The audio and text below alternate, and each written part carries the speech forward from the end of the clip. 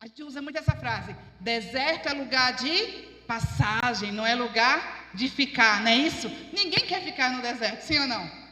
A gente sempre vai usar o deserto como uma expressão de lutas, de tempos difíceis. Por quê? Porque, de fato, o deserto, falando do contexto temporal, deserto é um lugar que não apresenta muita expectativa, muitas formas de vida, porque é um lugar escasso, é um lugar quente, é um lugar onde as pessoas não desejam realmente permanecer. Então, todas as vezes em que a gente fala, estou passando por uma luta, a gente fala assim, eu estou passando por um deserto, e a gente vem com essa palavra, diz assim, não se preocupa, porque deserto não é lugar de crente, não é assim que a gente fala.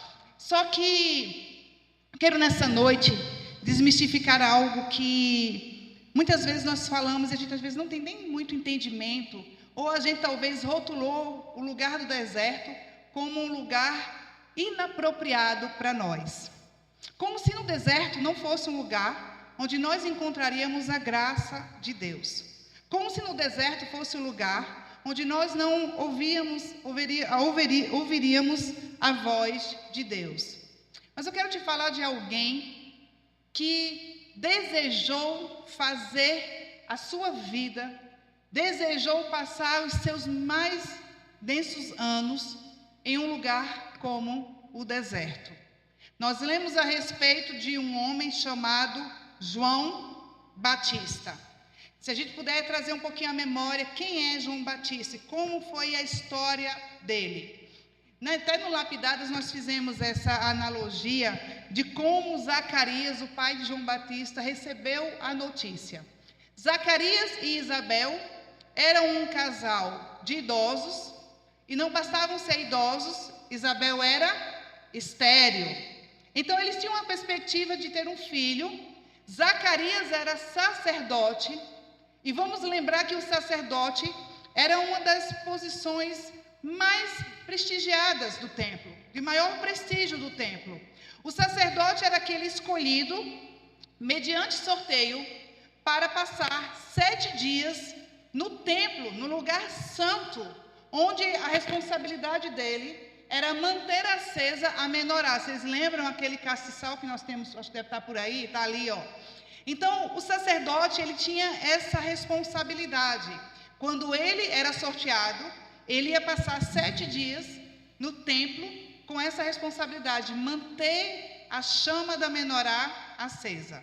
Só que o sacerdote, na hora que ele adentrava no templo, e ele estava agora tendo acesso a um lugar santo, havia também uma possibilidade de ele não sair dali vivo. Porque se ele tivesse com a vida, por exemplo, meio troncha, com brechas abertas, muito provavelmente ele era fulminado pela ira de Deus.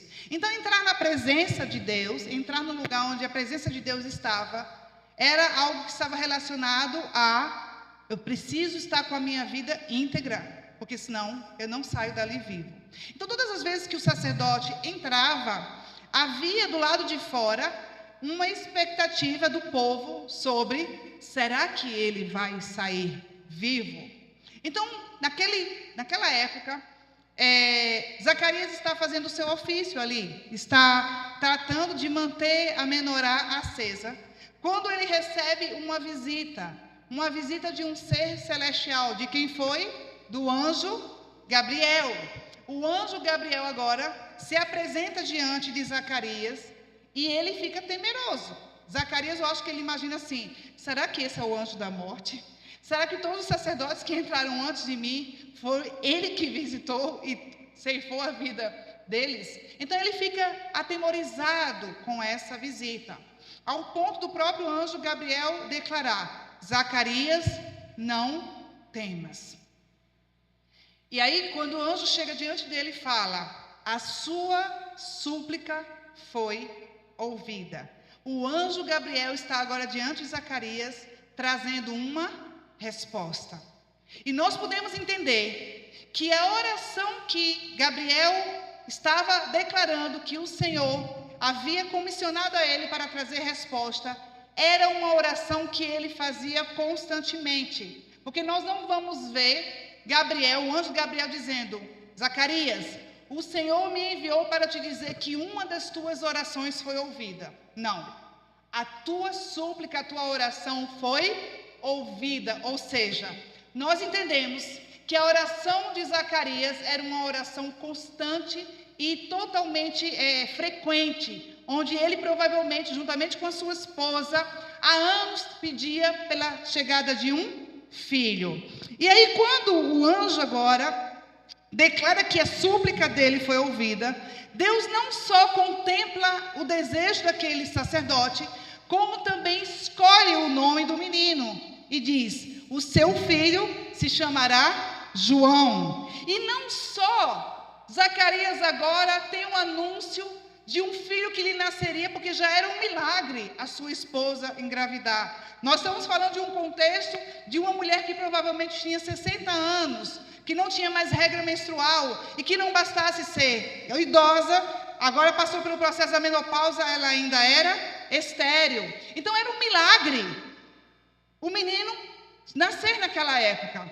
Deus não só escolheu para esse menino um nome, mas escolheu para esse menino um destino, uma missão.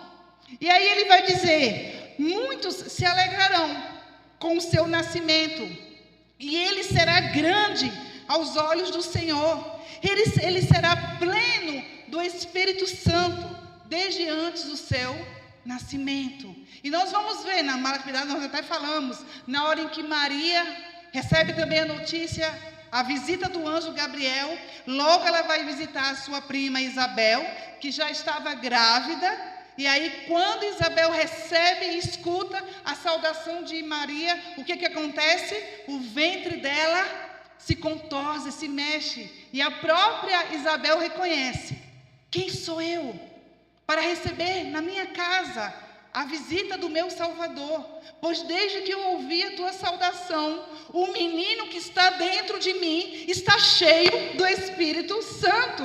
Era o Senhor testificando: aquilo que está no ventre de Isabel reconhece aquele que está no ventre de Maria.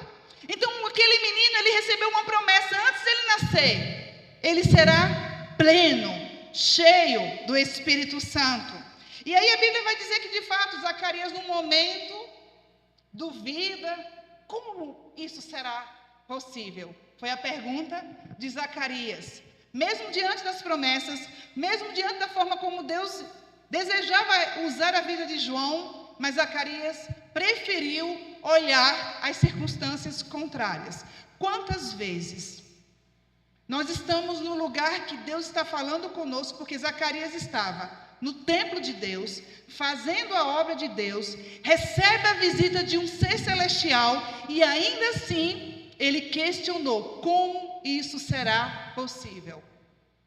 Zacarias estava no melhor ambiente para receber uma promessa. Zacarias estava fazendo a obra de Deus e recebe uma visita de um representante de Deus, mas ainda assim preferiu perguntar: como isso me será possível?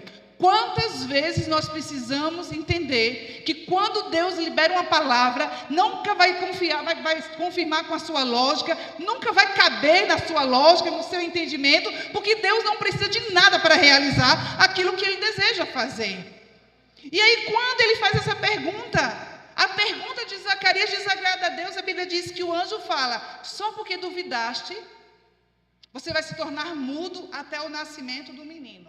Então, os próximos meses de Zacarias foi falando através de escrita. João Batista nasce. João Batista, ele poderia se tornar um futuro sacerdote, porque a linha sacerdotal, ela era algo herdado de pai para filho. Os pais sacerdotes preparavam os seus filhos para se tornarem futuros sacerdotes. Era uma linhagem, era uma herança que eles naturalmente receberiam. Então, quando provavelmente Zacarias recebe essa promessa e diz que ele foi alguém escolhido por Deus, eu fico imaginando Zacarias pensando: eu vou preparar João para ser o melhor sacerdote. Eu vou preparar João para ser aquele que vai me representar, que vai me suceder.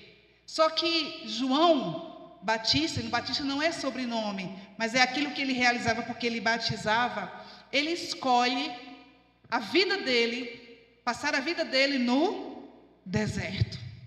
Por escolha própria, por decisão, João Batista não escolhe um templo suntuoso para pregar, não escolhe o melhor lugar para ele se projetar, pelo contrário. João Batista escolhe um lugar isolado, sem nenhuma visibilidade, sem nenhum conforto, para fazer a sua missão naquele lugar. E quantos ensinos o próprio João Batista nos dá? João Batista, ele foi aquele que negou tudo aquilo que ele poderia ter como honra, que ele poderia ter como privilégio e prestígio, em nome de um chamado. Nós podemos afirmar categoricamente que João Batista entregou os seus dias, os seus anos com um propósito: gastar a sua vida para Jesus. João Batista não projetou nada da vida dele. Ele não projetou formar uma família. João Batista não projetou ser rico e próspero. Trazendo para os nossos contextos, João Batista não pensou, não vislumbrou fazer uma faculdade e ser um concurseiro e fazer um concurso de renome. João Batista não pensou, nem sonhou, nem projetou ter a melhor casa, ter o melhor carro, constituir uma família, ter filhos saudáveis. Não. João Batista, ele pensou: o que eu tenho da minha vida, os dias que o Senhor me der, serão totalmente dedicados a Ele. Eu darei os meus dias a Ele. Então João Batista, ele abriu mão de tudo aquilo que poderia ser privilégio e prestígio no ambiente em que ele vivia, só por uma missão: ser um mensageiro das boas novas. E talvez você não saiba, mas João Batista, ele nasce num período de silêncio de Deus. Não sei se vocês já ouviram, quem já ouviu falar desse termo? Período interbíblico, quem já ouviu? O período interbíblico, ele foi o período entre o último profeta do Antigo Testamento. Quem foi? Qual o último livro da Bíblia do Antigo Testamento, antes de Mateus? Malaquias. Então, Malaquias foi o último profeta do Antigo Testamento. Entre Malaquias e os evangelhos de Jesus, até Jesus chegar, foram 400 anos sem ninguém se levantar e declarar: assim diz o Senhor. Foi uma época em que não havia mais profecias, 400 anos sem profecias. Então, João Batista está nascendo num tempo onde ele precisava ser a voz que clama no deserto. Ele era a resposta que Deus estava precisando para anunciar algo que ele nem tinha entendimento, mas que Deus estava comissionando ele para anunciar. Arrependei-vos, porque o reino de Deus é chegado. Arrependei-vos, porque Deus está agora chegando, está enviando o seu Filho. Ele é o Cordeiro de Deus que vai tirar o pecado do mundo. João Batista escolhe por vontade própria um cenário de deserto para fazer com que a sua vida tivesse um sentido.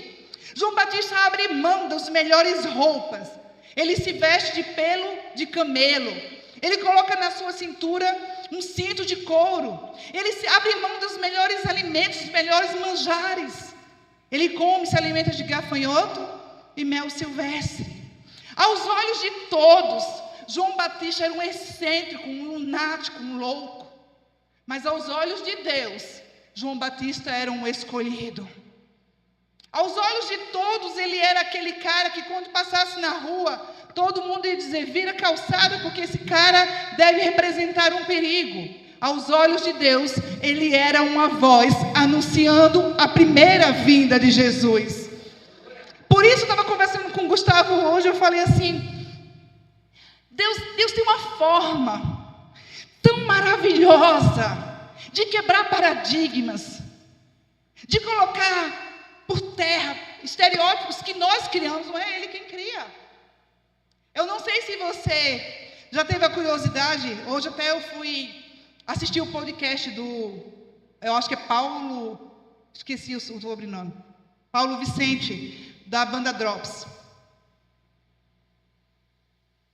que é o que canta esse louvor, é ele. E eu fiquei maravilhada com o que eu ouvi, porque tem muita gente falando muito a favor do louvor, inclusive dizendo assim, eu não tenho coragem de cantá-lo, mas existe também uma outra gama de pessoas falando, que ousadia, né? Cantar, que é por Ele que eu estou gastando a minha vida, perdendo tudo por amor e com alegria. Há uma turma que está malhando o pau na canção desse rapaz. E aí eu fiquei, não, tem que ter uma história por trás. Porque ninguém compõe algo nesse nível se não viveu uma experiência muito profunda com Deus, não é verdade? Porque somente quem vive experiências profundas com Deus pode falar, está habilitado pelos céus para declarar, a minha vida é tua, Senhor. Eu não sou mais dono dos meus dias, um apóstolo Paulo que vai dizer, já não vivo eu, mas Cristo vive em mim, morrer para mim é lucro. Só alguém que rasgou as suas vontades, que engavetou os seus sonhos, projetou tudo na sua vida e disse, Senhor, agora eu entrego os meus projetos, eu entrego os meus sonhos, pode declarar para o Senhor, Senhor, a minha vida é tua, faz o que o Senhor quiser dela.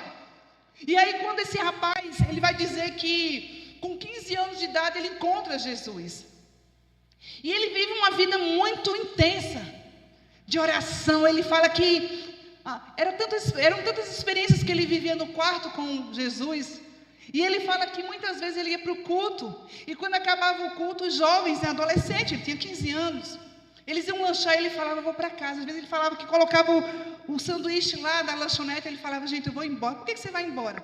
Porque o meu coração está ardendo pela presença de Jesus. Ele falou que ele viveu os melhores anos da vida dele ali trancado naquele quarto, orando e tendo encontros com Jesus. E quando ele tinha 15 anos, o Senhor usou uma mulher que falou assim, anota no caderno, porque eu vou te dar uma canção que vai ser cantada no Brasil inteiro. Há 15 anos atrás, Deus liberou uma palavra para esse jovem. Eu vou te dar uma canção que o Brasil inteiro vai cantar. Escreve no teu caderno. E ele falou que não creu a princípio. E ele disse que, mas assim, ainda assim, ele escreveu essa profecia quando ele tinha 15 anos de idade. E aí ele se torna um dos líderes de adolescentes, se casa, tem filhos. E aí eles formam essa banda, a Drops. E quando eles formam a banda, ele estava no banheiro, e ali quando ele estava tomando banho, ele escutou uma melodia em sua voz, dizendo, é Ele, por Ele, que eu estou gastando os meus dias, perdendo tudo, com amor e alegria. E nessa hora ele disse que foi banhado por lágrimas, e ele falou, eu preciso cantar isso aqui no celular, porque isso, não tem como eu ter composto isso, foi os céus que me revelaram essa verdade. E aí ele falou que saiu do quarto, e ali ele cantou a canção no seu celular, para não esquecer a melodia que ele acabou de ouvir. E sem expectativa alguma, poucos meses depois, ele falou que existe uma plataforma que tocam as 50 músicas mais tocadas do mundo. E ele estava no ranking das 50 músicas mais tocadas do mundo. Agora, olha o que é interessante.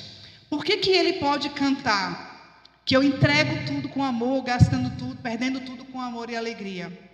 Quando essa música começou a alavancar, os direitos autorais agora começaram, ele registrou a música e começou a vir muito dinheiro. E ele falou que foi orar com a esposa dele, até Rebeca o nome dela. E ele falou que quando foi orar, e ele não parece ter uma vida financeira muito próspera, assim, muito rico. Mas ele falou que quando ele foi orar com a esposa dele, falando, Deus, o que a gente vai fazer com esse recurso que está chegando em nossas mãos? E aí, na mesma hora, ele falou que ele e a esposa sentiram no coração, nós vamos devolver tudo para a nossa igreja local. Então, nada fica com eles.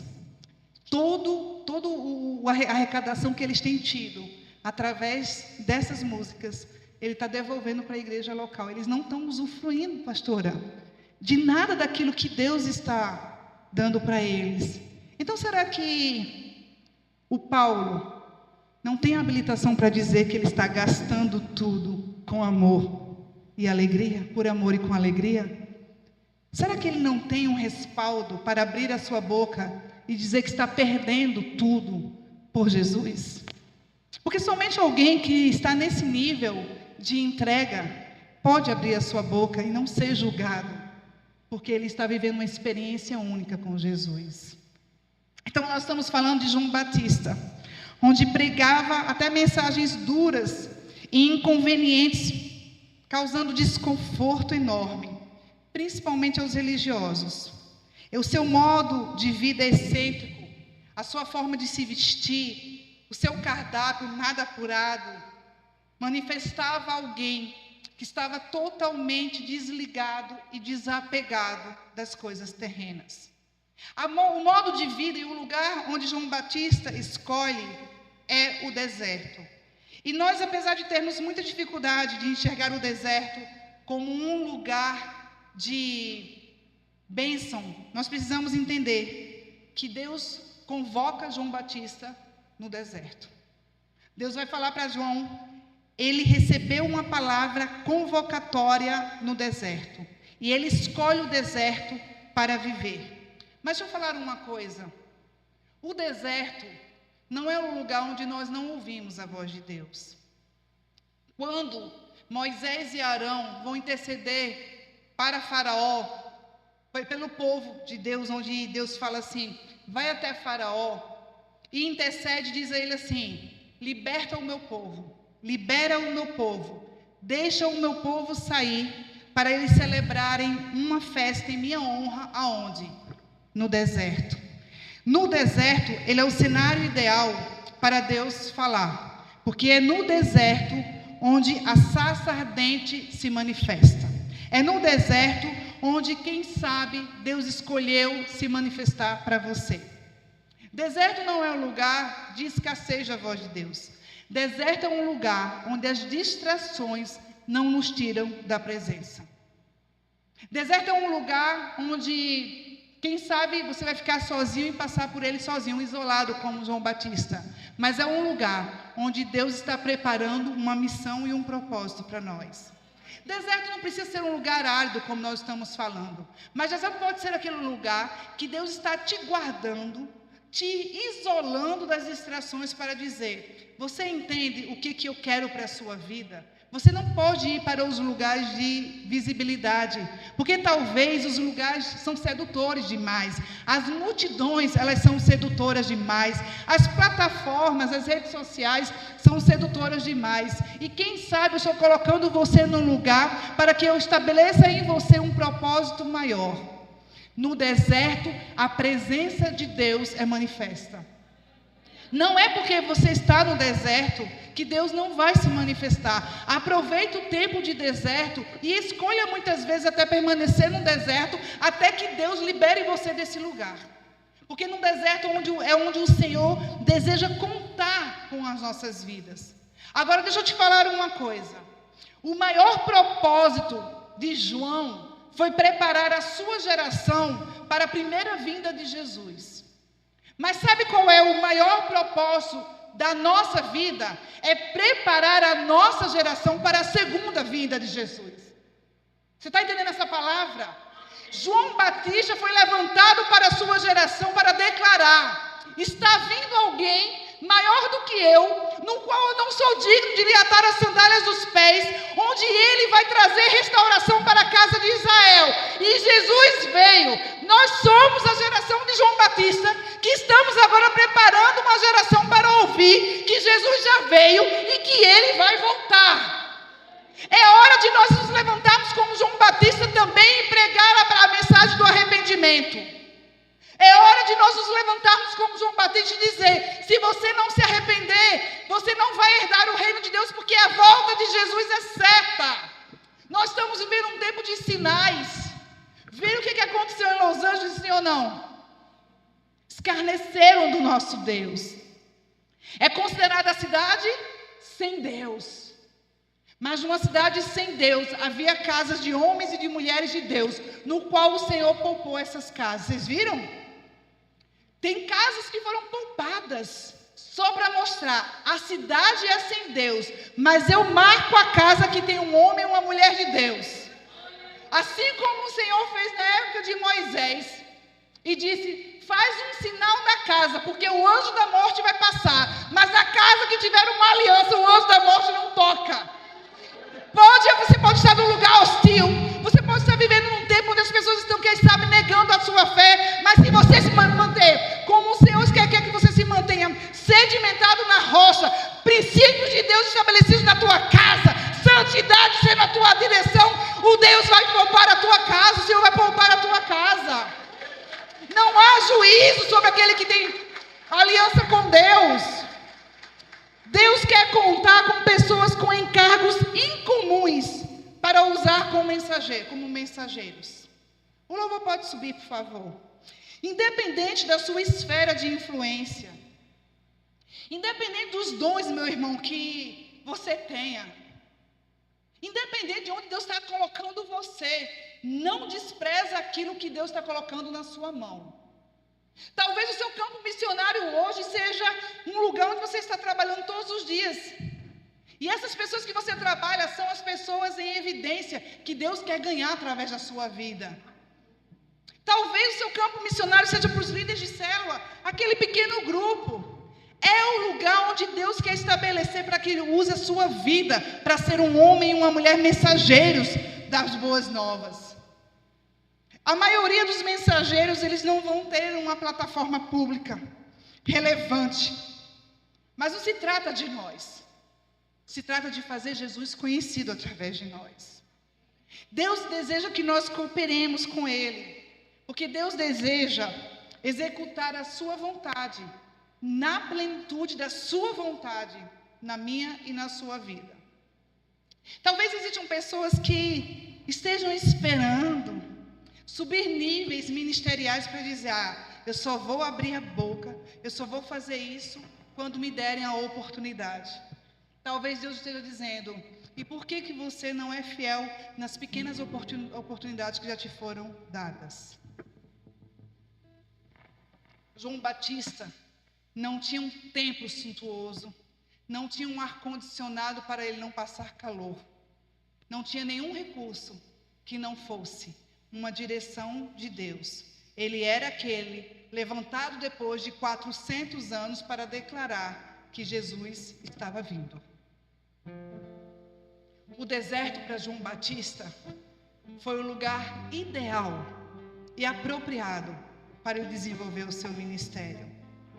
Talvez o deserto possa representar as lutas internas, interiores e frequentes que você tem passado na sua casa.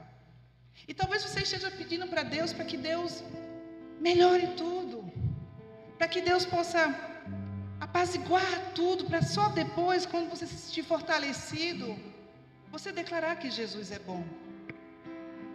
E talvez Jesus esteja dizendo: mas é nesse deserto que eu quero te levantar. Esse é o lugar onde vai confundir quem ouvir a respeito de mim, quando as suas situações não estiverem 100% resolvidas. Porque tem gente, igreja, que vai se surpreender com o teu Deus, que você não vai negar o seu Deus e vai olhar para a tua vida e vai dizer: ele teria tudo para deixar esse Deus, mas a sua vida, a sua forma de viver vai dar um testemunho a respeito da fidelidade de Deus. Porque a gente declarar que Deus é bom quando tudo vai bem, isso é lógico. Tem muita gente que nem crê em Deus e fala: graças a Deus. Mas talvez Deus esteja escolhendo um lugar do deserto para usar você nesse lugar. E sabe o que é mais lindo na vida de João? Vocês sabiam que João passou mais tempo preso do que publicamente vivendo uma vida de soltura? Os primeiros 30 anos de João foram no deserto. Ele dedicou a sua vida por Jesus. Ele de fato entregou os seus dias àquele que ele cria que seria o Messias, e foi o Messias. João Batista mostrou para nós que quando nós chegamos nesse nível, qualquer outra coisa, qualquer outro recurso se torna supérfluo e secundário, quando o maior tesouro nós já encontramos: Jesus. Quando nós chegamos no nível de João Batista, nós entendemos que nenhuma outra escolha pode ganhar e acolher o nosso coração, que não seja um lugar de santificação, um lugar de intimidade com Jesus.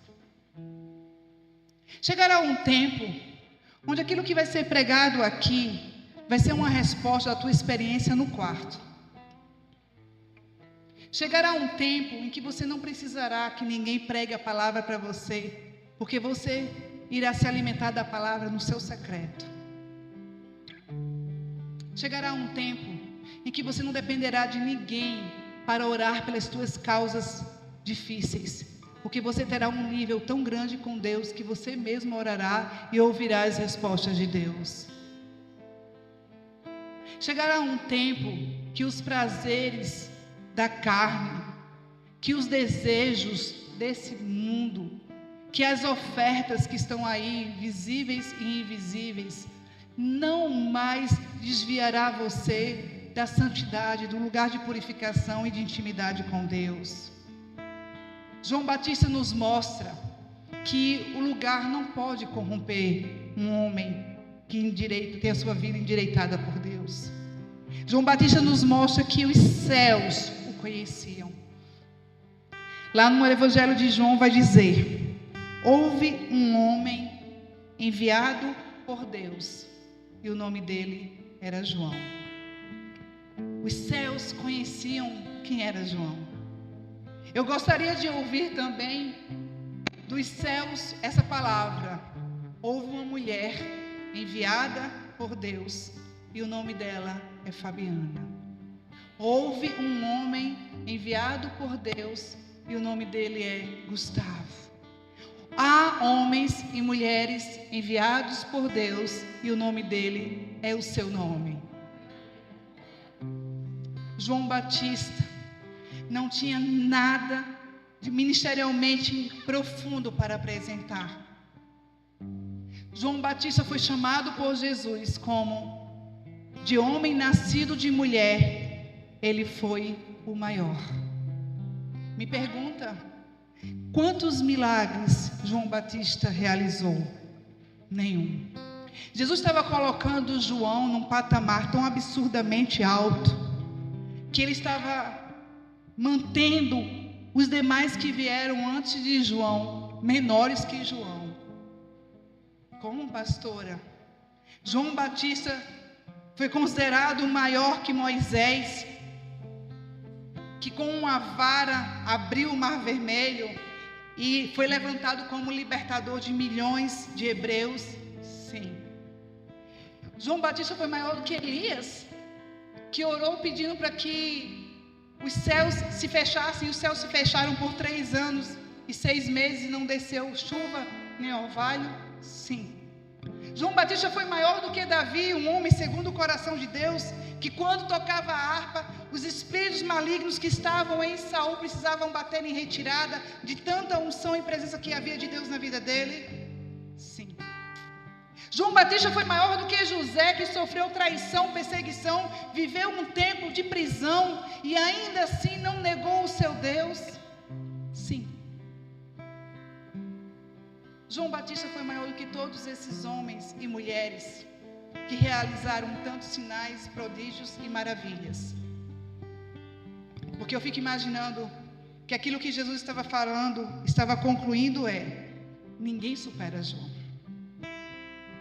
Talvez Deus esteja desejando levantar uma geração de homens e mulheres insuperáveis, que amam tanto o Evangelho, que amam tanto a cruz, que não pensam em outra possibilidade de viver que não seja abrir mão de quem são, abrir mão daquilo que poderia trazer para eles qualquer benefício, por amor do nome de Jesus. Estamos precisando que seja levantada uma geração de João Batista, que tem a iminência nos seus dias e nas suas palavras de dizer: arrependam-se, porque Jesus está voltando. E eu sou a boca que o Senhor está desejando usar. Eu sou a voz que está clamando no meio de um deserto de incredulidades, no meio de um deserto de pessoas que não creem mais, para dizer: Convertam-se, arrependam-se, porque o reino de Deus está próximo. É necessário levantar-se uma geração de homens e mulheres como João Batista, que não se importam no tempo que vão passar no deserto, porque é no deserto que Deus está preparando a maior missão das suas vidas.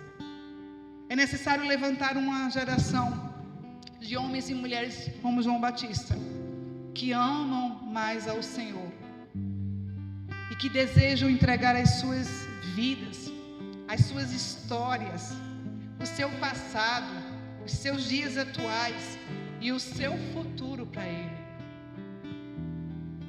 Homens e mulheres que olham para a cruz e sabem que Jesus tinha toda a possibilidade de descer daquela cruz, mas que não desceu, porque olhou para a minha vida, para a sua vida, e viu em nós o fruto do seu penoso trabalho. É necessário levantar uma geração de João Batista que ame mais a sua igreja do que as coisas desse mundo, que ame mais os perdidos do que aqueles que até estão dentro da igreja. É necessário levantar uma geração que seja disposta a interceder pelos seus que ainda não conhecem a Jesus. Uma geração que se levanta de madrugada, uma geração que ora, uma geração que jejua até o milagre acontecer. É necessário levantar uma geração de João Batista que olhem para as suas vidas, para os seus currículos, para os seus trabalhos, para as suas conquistas e digam: de nada vale tudo isso se o Senhor não estiver nisso. Uma geração que não atende mais às propostas, que não aceita mais as propostas, mas que pelo contrário nega as propostas, porque entende que tem um doador que é a fonte da sua alegria e da sua satisfação. Então, quando nós cantamos que nós estamos gastando de fato os nossos dias, não tem problema algum de você declarar isso, quando você entende que a vida de João Batista, as escolhas de João Batista, elas podem ser para nós uma referência, um espelho, como alguém que a gente precisa olhar e dizer: eu preciso fazer isso que esse homem fez. Eu preciso usar o lugar que o Senhor está me comissionando para declarar as boas novas do Evangelho. Nós lemos lá em Marcos 1 que diz: no princípio, o Evangelho foi pregado por João Batista. Ele foi o precursor das boas novas. Ele foi aquele que depois de 400 anos que ninguém declarava mais nada, ele se levanta como uma voz, em meio a um silêncio ensurdecedor de profetas, para dizer: o que eu vou falar para vocês não é algo agradável de falar, mas Deus precisa de uma voz declarando: assim diz o Senhor. João Batista era aquele que não estava preocupado em ter aceitação humana, mas estava preocupado em ser aceito pelos céus. Precisamos nos levantar como uma geração que está disposta a perder amigos, a sair de mesas nas quais Deus já não está mais, a tolher conversas nas quais o Senhor já se retirou. Outro dia, eu estava numa situação, num lugar, e aconteceu uma conversa que eu não me sentia, não me agradou. Mas aí eu não quis falar na hora porque havia muitas pessoas. Mas quando eu tive a oportunidade de estar com essa pessoa, eu falei: minha querida, você não pode mais continuar fazendo esse tipo de assunto, porque esse tipo de assunto não edifica mais a vida de ninguém. Então é necessário levantar uma geração que não tenha temor de exortar alguém em amor, para que essa pessoa consiga ter a sua vida santificada e alinhada com Deus. Mas nós não queremos fazer isso, porque talvez nós exortarmos alguém em amor vai nos fazer perder, e perder até pessoas que não estão preparadas para nos ouvir. Mas é necessário uma geração de João Batista que denuncie o pecado. É necessário que se levante uma geração que escolha o deserto, porque no deserto, onde a plenitude da presença de Deus se manifesta. É no deserto, onde o Senhor muitas vezes escolheu falar com Moisés. Foi no deserto que o Senhor tratou o coração de Oséias, da esposa de Oséias. Eu te levei ao deserto para falar de amor com você. O deserto também é lugar onde Deus ama. Arrependam-se, voltem ao lugar do início. Olhem para as suas histórias, olhem para as suas vidas. Peçam perdão. Liberem perdão. Abram mão dos seus pecados, dos seus prazeres, para que você possa declarar, assim como o compositor desse louvor: eu tenho perdido tudo, Jesus. Eu tenho perdido muito, Jesus. Eu tenho aberto mão de tantas coisas que para mim me faziam tanto bem, mas eu estou disposto a perder tudo isso por amor e com alegria, porque não se trata de mim, se trata dele.